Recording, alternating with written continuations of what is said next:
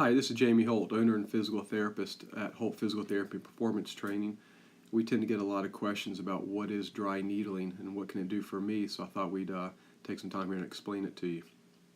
The first question people ask is if it is like acupuncture. And even though we use the same needle, the answer is no. In general, acupuncturists put the needles in based on the Chinese meridians, which are the lines from the top of your head to the bottom of your feet, certain spots in your ears, feet, etc.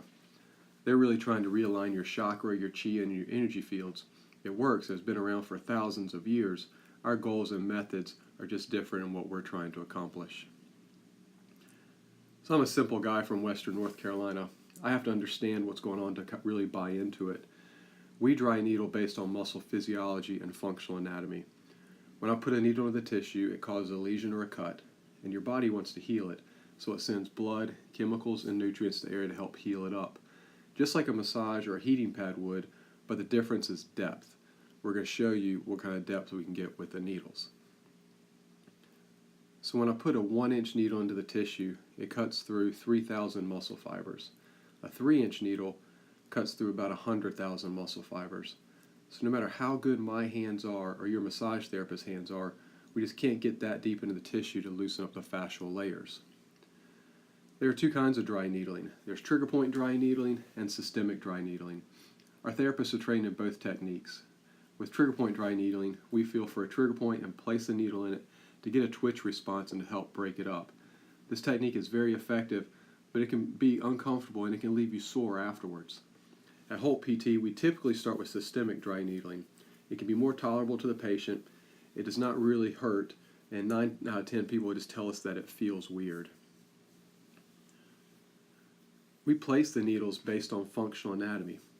We go after the structures that work as a functional unit when you move. For example, if you have lower back pain, we will typically needle your lumbar paraspinals, your hip flexors, groin, IT band, glutes, and even possibly your hamstrings. All these structures work as a functional unit during movements. You typically leave the needles in for about 7 minutes. If you look at the picture on the right, you can see if you have some trigger points in your glute, you can get referral patterns down into your butt, into your IT band area, down all the way to your ankle, into your calf. A lot of times this may present like IT band syndrome or sciatica, but the actual issue is probably coming from those trigger points up in your glute that's giving you the referral patterns down your leg. Afterwards, you have no limitations. You can work out right away or exercise right after systemic dry needling. And everyone responds differently. You'll respond fully to dry needling anywhere from 2 minutes to 3 days after we take the needles out. During that time period, you'll experience what's called an aha moment. At that point, we ask that you contact your therapist or tell them your response time or make a mental note so you can tell them at your next appointment. This lets us know how we can alter our strategies and maybe if we need to change and add more needles or use less. Hope this information about dry needling has been helpful to you. Like I said, all of our therapists are certified in dry needling. No one does more dry needling in the Raleigh area than we do. Last year we went through 125,000 needles.